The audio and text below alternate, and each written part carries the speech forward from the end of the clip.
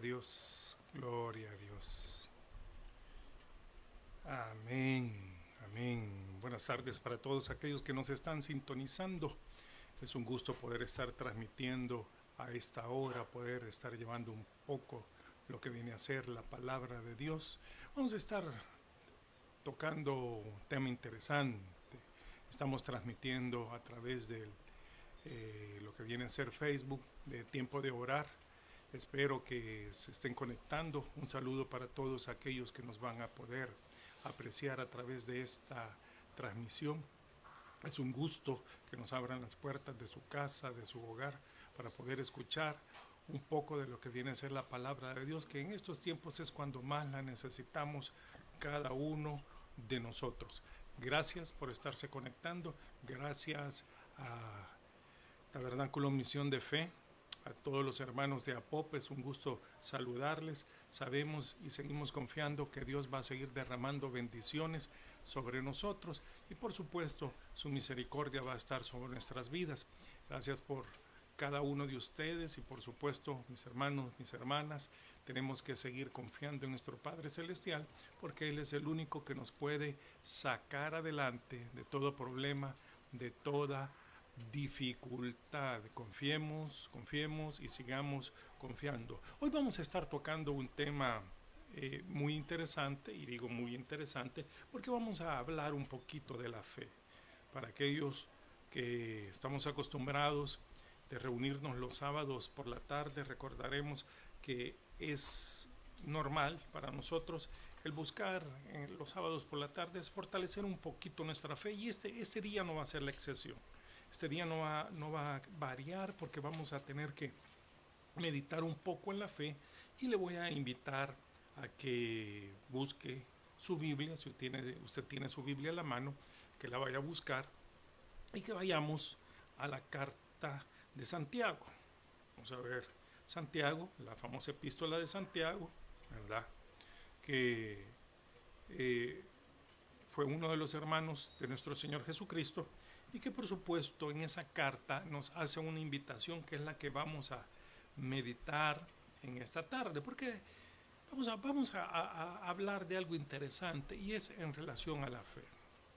La fe, mis hermanos, produce o debería de producir en cada uno de nosotros algo que es paciencia. Y es ahora cuando nosotros vamos a demostrar si tenemos esa fe que está produciendo paciencia o no tenemos esa fe que está produciendo esa paciencia que tanto necesitamos. Le invito a que busque su Biblia. Si usted tiene una Biblia, pues puede abrirla en Santiago capítulo 1 y vamos a leer el versículo 2 y el versículo 3. Santiago capítulo 1, versículo 2 y versículo 3. La fe produce paciencia. Y leemos en el nombre del Padre, del Hijo y de su Santo Espíritu. Hermanos míos, tened por sumo gozo cuando os halléis en diversas pruebas, sabiendo que la prueba de vuestra fe produce paciencia. Y lo repito, la fe produce paciencia. Eso es un problema para algunos de nosotros. Y digo es un problema para algunos de nosotros porque nos cuesta llegar a tener paciencia. Se nos vuelve muy, pero muy difícil el tener o el contar con lo que es la paciencia. Y se lo digo claramente, nos cuesta, ¿verdad? Ahora, cuando nosotros leemos esta porción de la palabra de Dios, nos damos cuenta que está dirigido, está focalizado hacia los hermanos. Si usted viene conmigo a nuestro texto, nos dice hermanos míos. Y quiero detenerme un poco a meditar en esa palabra porque es una palabra que durante mucho tiempo se ha utilizado. Es una palabra que tiene un significado grande, un significado bello, pero con el paso del tiempo ese significado lo hemos perdido. Pudiéramos decir que ese significado ha caído como una especie de rutina, ya que de una u otra forma todas las iglesias, y repito, todas las iglesias hemos permitido, especialmente nosotros los que creemos en nuestro Señor Jesucristo, hemos permitido que nuestros corazones se llenen de envidia, de egoísmo y de todas aquellas cosas que en vez de edificar el cuerpo de Cristo, lo han hecho algo negativo. Prueba de ello es que existe mucha división y mucha enemistad dentro de lo que viene a ser las iglesias o las diferentes denominaciones. Eso no debería de existir. Nos denominamos hermanos, nos llamamos hermanos, pero realmente no nos tratamos como deberíamos de tratarnos. Pareciera ser, decimos, que realmente ese significado en esa palabra ya no es el mismo.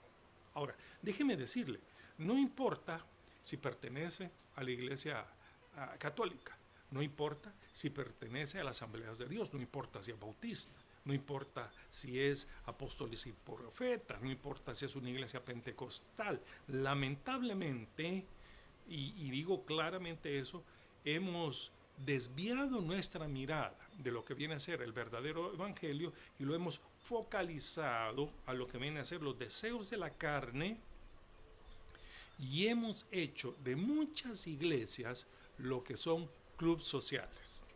Y escúchenme, hemos hecho de las iglesias lo que son clubes sociales.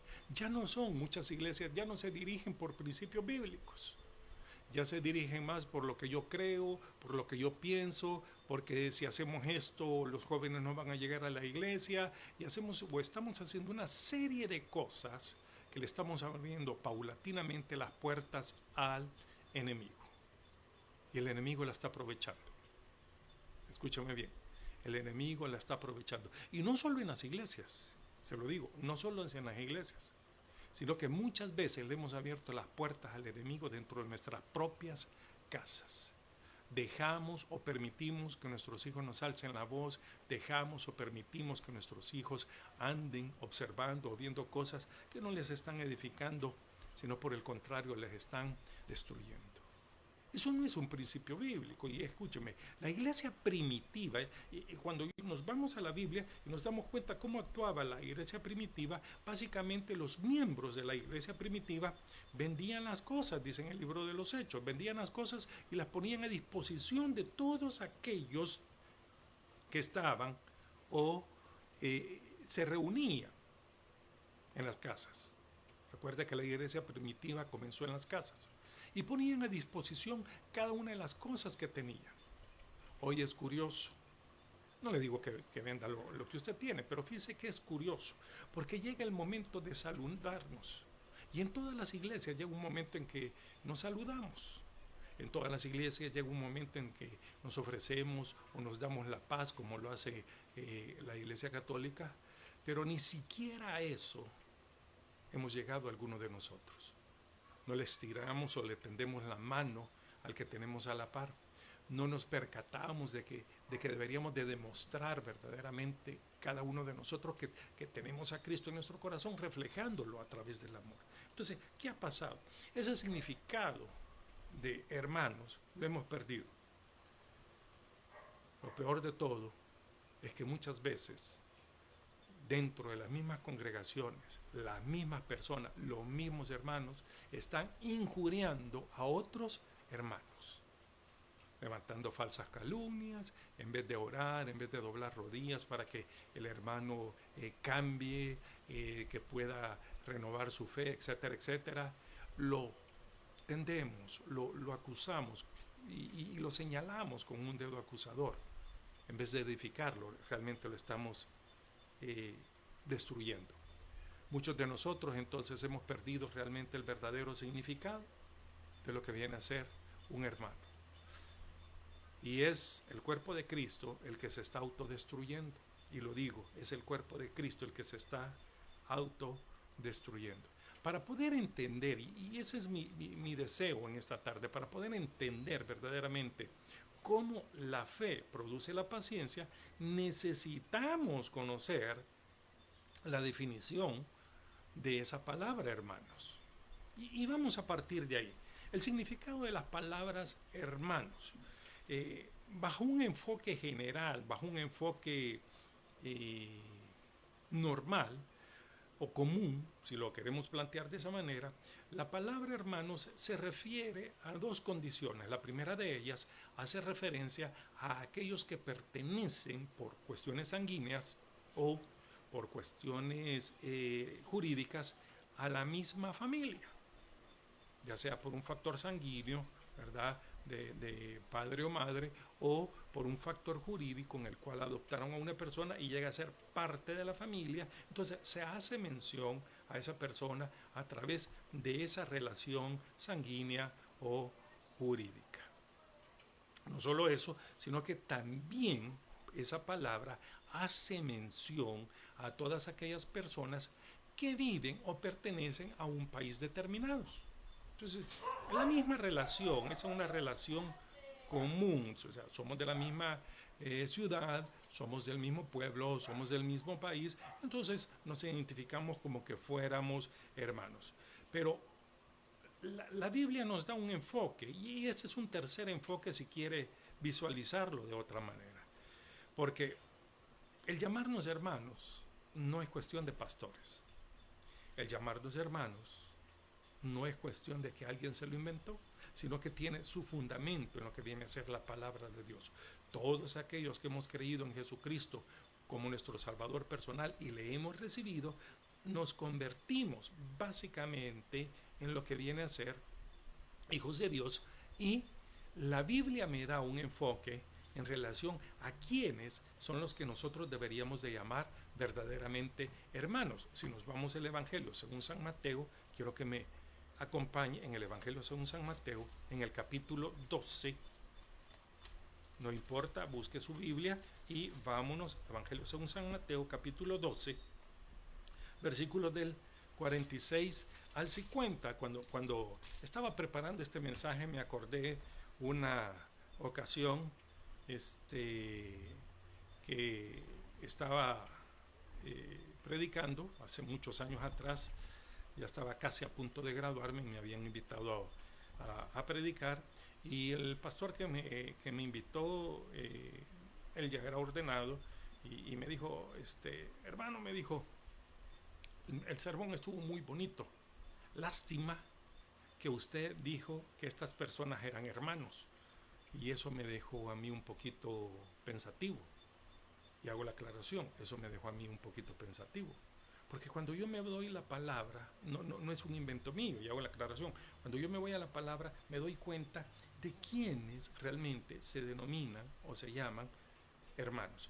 Venga conmigo, le decía, a Mateo capítulo 12, versículos del 46 al 50, y dice, mientras él aún hablaba a la gente, he aquí su madre y sus hermanos estaban afuera, y le querían hablar. Y le dijo uno, he aquí tu madre y tus hermanos están afuera y te quieren hablar. Respondiendo él, al que le decía esto, dijo, ¿quién es mi madre y quiénes son mis hermanos? Y extendiendo su mano hacia sus discípulos, dijo, he aquí mi madre y mis hermanos. El 50 es el que me llama la atención, porque todo aquel que hace la voluntad de mi Padre, que está en los cielos, ese es mi hermano y mi hermana y mi madre. Entonces, cuando nos llamamos hermanos, significa que vamos a ser hermanos todos aquellos que hacemos la voluntad de Dios. Y, escúcheme bien, no todo el que está dentro de una iglesia, llámese como se quiera llamar, hace la voluntad de Dios. La mayoría de nosotros hacemos nuestra propia voluntad. Escuche, la mayoría de nosotros hacemos nuestra propia nuestra propia voluntad, bajo el lente, bajo la lupa de decir, es que son mis derechos, yo tengo mis derechos y tienen que respetar mis derechos. Hacemos nuestra propia voluntad. Y no es una cuestión de género, porque a veces lo tipificamos por cuestión de género. No es cuestión de género.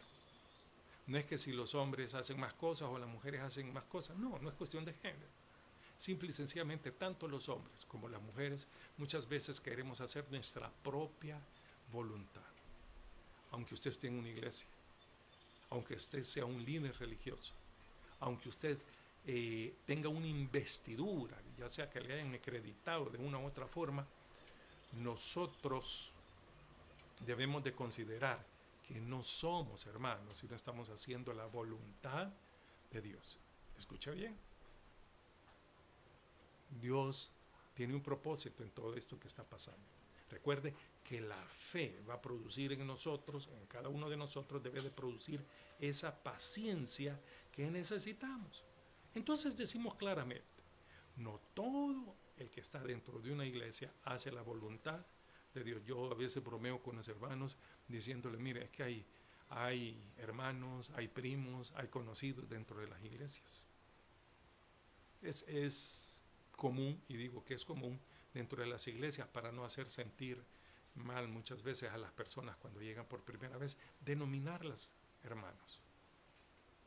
No digo que está mal, pero si vamos a la luz de la palabra, tal vez para ellos no sería tanto el problema, sino para muchos de nosotros que ya tenemos años de estar en la iglesia y que no hemos aprendido a hacer la voluntad de Dios. Es más, muchos ni siquiera conocemos cuál es la voluntad de Dios, y ese es el problema, porque ni siquiera leemos la palabra para conocer la voluntad de Dios. Entonces necesitamos volver a ese significado. ¿Quiénes van a ser mis hermanos? Aquellos que están haciendo la voluntad de Dios, pero pertenecen a otra iglesia, pertenecen a otra denominación, pero están haciendo la voluntad de Dios. Sí, entonces son hermanos. Sencillo. No es un invento, y ya le dije, no es un invento de pastores, es lo que me enseña la Biblia. En segundo lugar, dice claramente en nuestro pasaje, y si nos vamos a nuestro pasaje, nuevamente a Santiago, en el capítulo 1, dice, hermanos míos. Entonces estamos claros, el pasaje o la carta está siendo dirigida a la iglesia, a aquellos que han aprendido o están tratando de aprender a hacer la voluntad de Dios y se están esforzando en ello. No va a ser cosa fácil. Entonces Santiago les escribe y les dice, hermanos míos, tened por sumo gozo cuando os halléis en diversas pruebas. Y este es el segundo punto.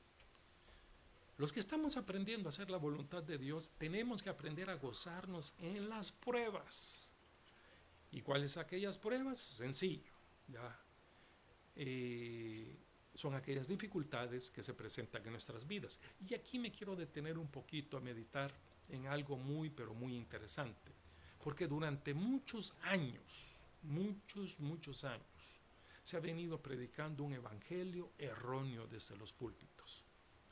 Sin importar la iglesia, sin importar la denominación, se ha transmitido a los corazones y a las mentes de las personas un evangelio erróneo. ¿Y cuál es? Que nos han hecho pensar o nos han hecho creer que a los cristianos no nos va a pasar nada.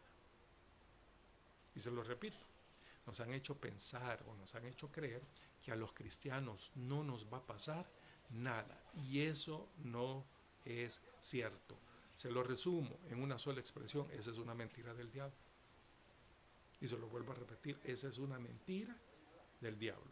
¿Por qué? Porque ningún cristiano evangélico está exento de enfermedades, de dolor y de las adversidades que en la vida cotidiana se nos presentan. Ninguno. Nadie está exento de esos problemas, de esas dificultades. Todos, completamente, todos podemos enfermarnos, todos podemos llegar a tener dolores, todos podemos llegar a tener adversidades. Lo importante de cada una de ellas es que las adversidades nos van a dar la fortaleza para poder alcanzar la madurez espiritual que nosotros necesitamos. La diferencia está clara, entonces. La diferencia es que a todos, mire, pero entonces nos van a llegar, si a todos nos van a llegar problemas, a todos nos van a llegar las dificultades. La diferencia está en la manera o en la forma en cómo nosotros enfrentamos esos problemas o esas dificultades. Lo curioso, y por eso le digo que es un evangelio erróneo, lo curioso es que Jesús nos advierte de esa condición. Si yo me voy al evangelio según San Juan, en el capítulo 16 del evangelio según San Juan, en su versículo 33, nos dice: estas cosas os he hablado para que en mí tengáis paz. En el mundo tendréis aflicción, pero confiad, yo he vencido al mundo. Y es una garantía de que la palabra de Dios se cumple. ¿Cómo así? Sencillo, es una garantía porque nos está hablando claramente de que en el mundo vamos a tener aflicciones de toda índole. Por mencionar alguna, y me imagino que son entre las más comunes, vamos a tener aflicciones económicas. Alguna gente en este momento está teniendo aflicciones económicas. Alguna gente en este momento, posiblemente por la cuestión de la pandemia, habrá perdido incluso hasta su fuente de trabajo. Alguna gente le habrán dicho en su lugar de trabajo, sí, vamos a continuar adelante, pero te vamos a reducir el salario en un 20, en un 25%, o quizás hasta la mitad. Entonces, no vamos a decir que no vamos a tener problemas o aflicciones económicas, porque la estamos teniendo. Muchas iglesias cristianas evangélicas se han visto en la necesidad de abrir cuentas bancarias, que no digo que está malo, para si alguien quiere cooperar, si alguien quiere ofrendar en los ministerios, lo puede hacer depositando. ¿Por qué? Porque no se están congregando. Recuerde que, y no solo las iglesias cristianas evangélicas, los templos católicos, hay que seguirlos manteniendo. Hay que seguir pagando luz, hay que seguir, es cierto que no se va a estar pagando las grandes cantidades como se paga cuando normalmente están en funcionamiento, pero los diezmos y las ofrendas sirven para eso, para mantener en funcionamiento esas obras. Otros tienen la bendición de poder llevar sustento a gente fuera. Llevan alimento, llevan medicina, llevan diferentes cuestiones, tienen ancianos bajo su responsabilidad y todo eso involucra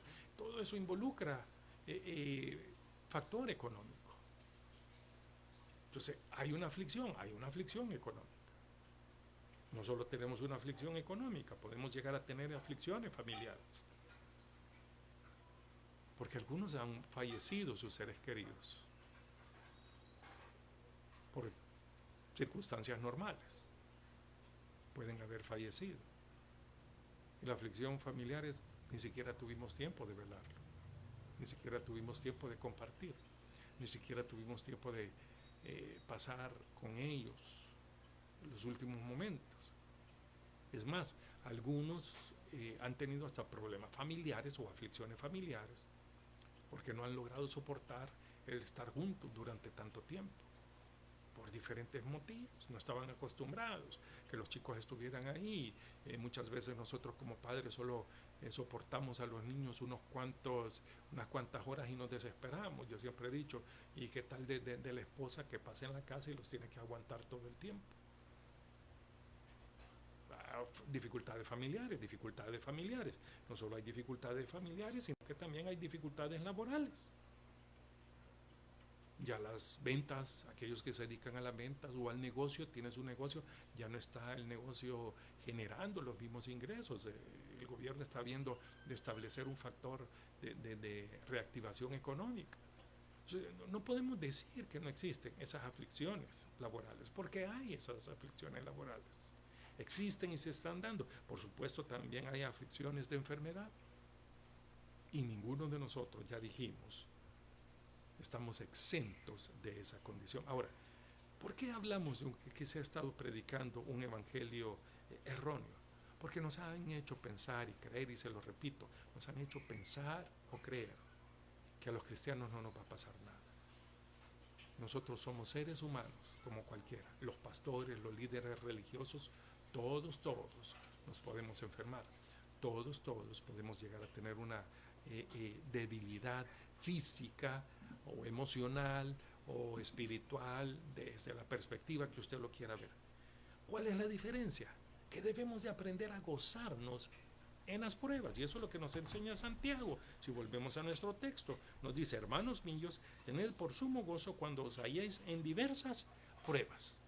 Ahora, yo le pregunto, en esta cuarentena que hemos tenido, ¿se ha gozado? Me va a decir, pero y he disfrutado durmiendo, por decir algo, o más que disfrutado, ha renegado. Ay, otra vez frijoles, pero tenemos algo que comer. Ay, otra vez tal cosa. Otra vez dicen los hipotes, pero hay algo que comer. Hemos renegado.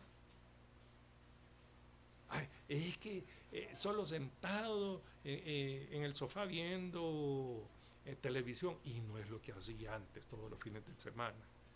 La diferencia es que ahora lo hace todos los días. O ya entiende a su esposa o a sus hijos porque se desesperaban, porque nosotros no les prestábamos mucha, pero mucha atención a ellos. Ahora, completamos lo siguiente. Nosotros necesitamos realmente desarrollar esa fe y tenemos que aprender a gozarnos en las pruebas, en las aflicciones. Cada una de ellas, y ya le dije, cada una de ellas nos va a dar la madurez y la fortaleza espiritual que necesitamos. Pero tiene que aprender a disfrutarse. Gócese. Gócese, escúcheme bien, gócese. Si tiene que salir a la calle, gloria a Dios. Si tiene que hacer las grandes colas para entrar a un súper, gloria a Dios. Que logró encontrar lo que pudo encontrar, gloria a Dios.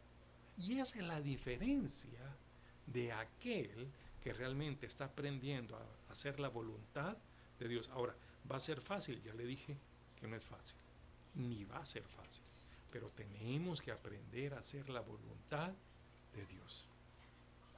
Escúchame bien,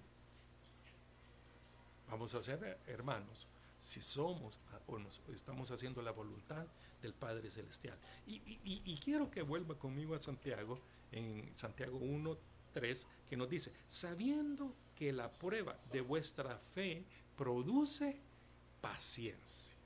Y escúchenme, creo que lo que más vamos a aprender, muchos de nosotros, de esta pandemia, de esta cuarentena, es aprender a tener paciencia. Para muchos de nosotros nos cuesta tener paciencia. Para muchos de nosotros nos hemos desesperado haciendo una cola. Yo no sé si a usted le habrá pasado, a mí me ha pasado una hora completamente solo para entrar a un supermercado. Y muchas veces uno dice, ¿y qué hago? ¿Ya?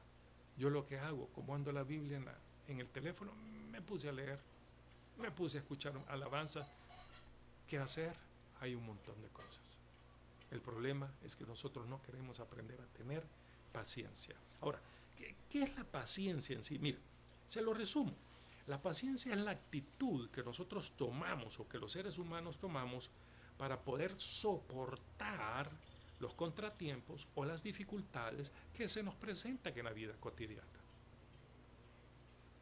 Hoy hasta le va a durar más. Aquellos que manejan el pito les va a durar más. ¿Por qué? Porque como ya no hay mucho tráfico, entonces no tienen dónde desgastar el pito. Ya no se arman las grandes trabazones. ¿Se recuerda? Las trabazones, bueno, en algunos lugares todavía se arman una que otra trabazón, pero el semáforo se pone en verde inmediatamente y el vehículo de atrás, como 8 vehículos atrás, 9 vehículos atrás, 10 vehículos atrás, comienza a pitar. Solo porque el semáforo ya se puso en verde y quiere que todo el mundo, ¿qué le hace falta? Paciencia. La fe produce paciencia. Y la paciencia no se desarrolla de la noche a la mañana. La paciencia lleva un proceso. Y ese proceso es el cual Dios nos ha metido a nosotros. Yo creo y nace en mi corazón realmente, yo pienso que Dios nos ha metido a la iglesia en sí a tener paciencia. Porque es algo que se nos ha olvidado. A tener paciencia con el hermano que anda en pecado, a tener paciencia con nuestro cónyuge, a tener paciencia con nuestros hijos. Pero todos queremos que tengan paciencia con nosotros. Pero nos cuesta tener paciencia con todos aquellos que de una u otra forma se han equivocado. Necesitamos aprender a tener paciencia. Los pastores con las ovejas, los hermanos se van a equivocar,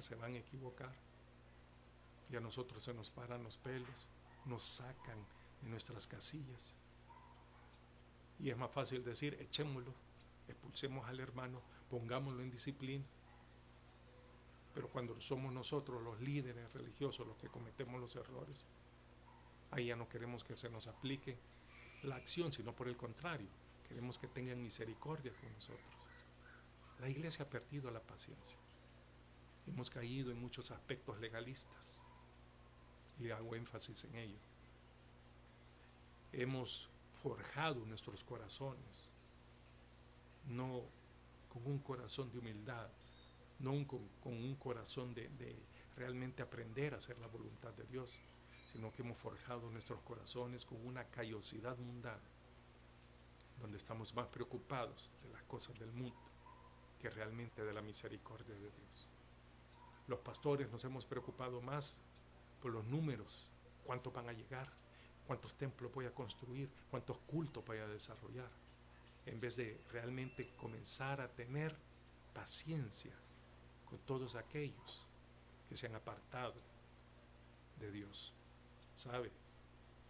Un aspecto que me da a mí luz en lo que le estoy diciendo es el siguiente: el hecho de esperar la venida de nuestro Señor Jesucristo es cuestión de paciencia.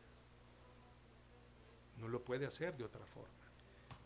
Hay quienes nos enseñan, la Biblia habla de muchos héroes de la fe, pero no quiero mencionarles ninguno de ellos, porque usted conoce a alguien más que cualquier otra persona que ha aprendido a tener paciencia. ¿Sabe quién ha aprendido a tener paciencia? Las mamás. Las mamás han tenido o han aprendido a tener paciencia porque esperaron 9 meses. Algunas de ellas, otras esperaron 7 meses para poder ver a su niño o a su niña.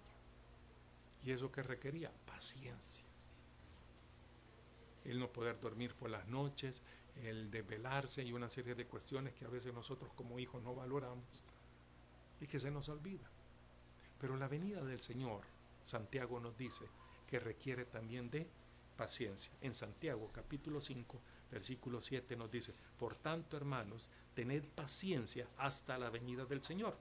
Mirad cómo el labrador espera el precioso fruto de la tierra, aguardando con paciencia hasta que reciba la lluvia temprana y la tardía.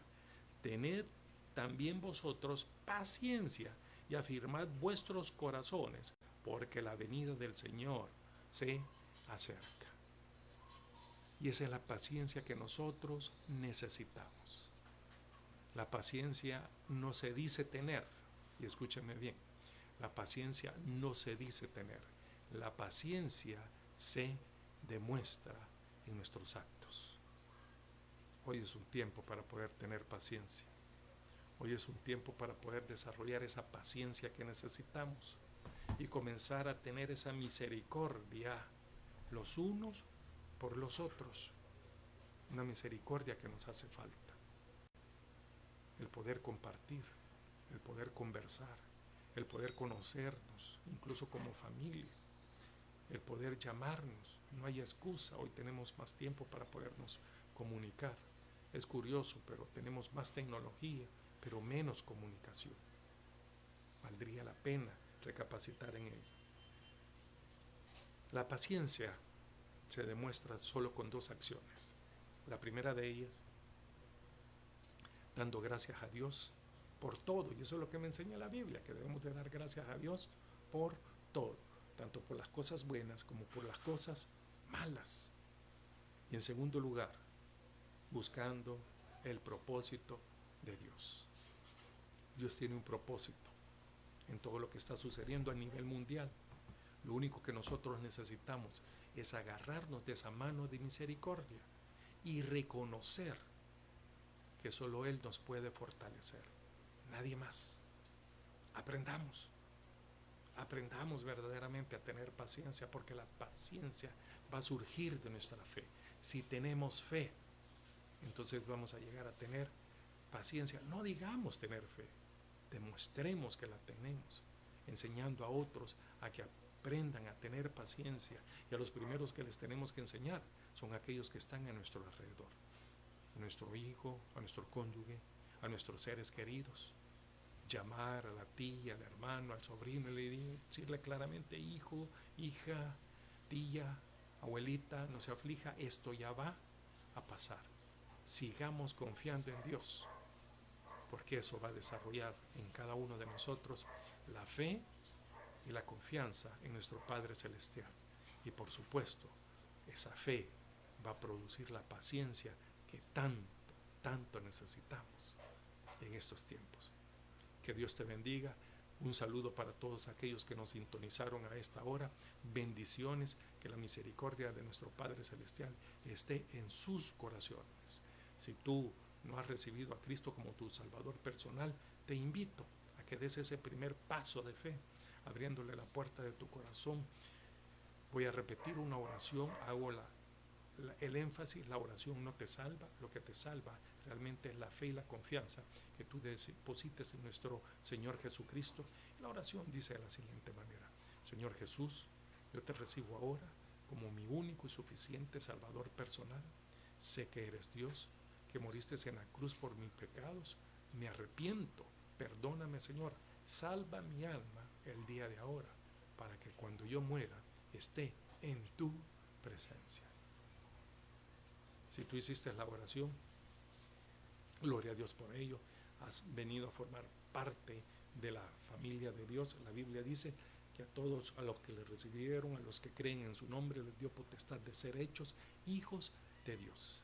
Hoy tenemos el mismo Padre Celestial. Hoy tenemos aquel Padre Celestial que nos tiene y nos sostiene en el hueco de su mano de bendición. Lo único que tenemos que aprender a hacer es creer en Él. Cree en Él. Entrégale tu corazón y que Dios te bendiga. Ha sido un gusto llegar hasta la intimidad de su hogar y que hayan abierto sus puertas. Que Dios les colme de muchas bendiciones y sigamos orando y sigamos clamando, porque realmente es tiempo de orar el que nosotros necesitamos. Que Dios te bendiga en esta tarde.